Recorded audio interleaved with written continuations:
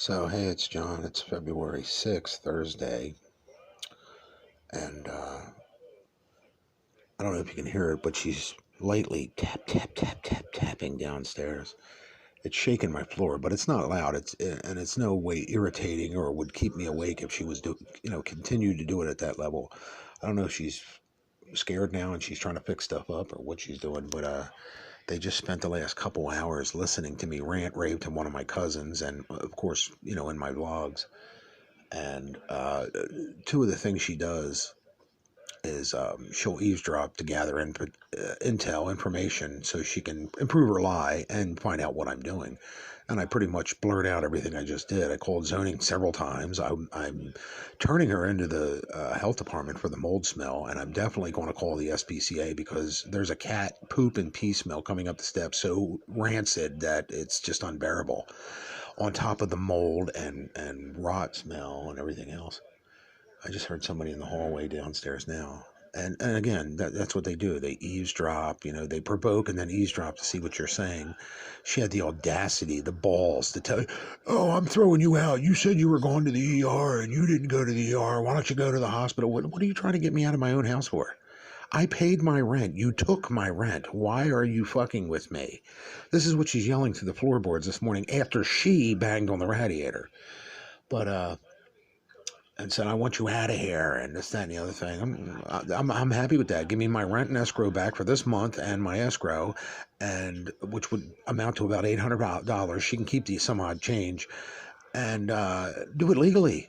Evict me legally. The only reason she's mad is because I'm turning her in. I haven't turned her in for a while now. It's been weeks. Today I did, because I'm not putting up with this. I should not be harassed. I'm multiply disabled and I'm sick and I have this lump on my back that's pussing and bleeding, and I'm trying to keep clean, but yet I have to deal with this fucking crazy woman too. On top of that, I just filmed the trash this morning, and she lets them get away with anything they want. He drinks in the kitchen every weekend, Tom.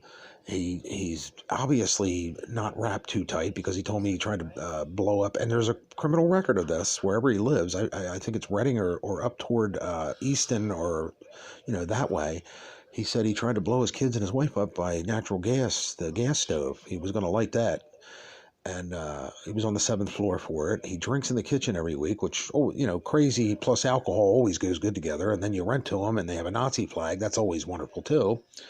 But he's allowed to do whatever he wants. You have to get out. Do you see the bias, prejudice, of this landlady? She is the nuttiest person I've ever encountered, on top of being the dirtiest person I've ever encountered. Like I said, that chair over there, I sat in it the first day I was here, and I literally broke out in hives. If I'd lift up that shirt, it would look dirtier than this carpet. Brown. It looks like somebody took a crap in it and just never cleaned it up. Numerous things. Too many to mention here. I just want to keep a log of it in case something happens. I'm sick. I'm getting sicker. There's a mold smell here.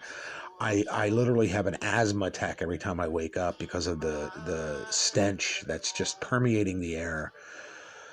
And I know if I don't like it here, why don't I leave? No, if my septic tank backs up in my basement, do I just not like it here and leave? Or do we fix it? Hey, there's the problem and the solution right there. The problem is it needs to be fixed and no one's fixing it. That's the problem.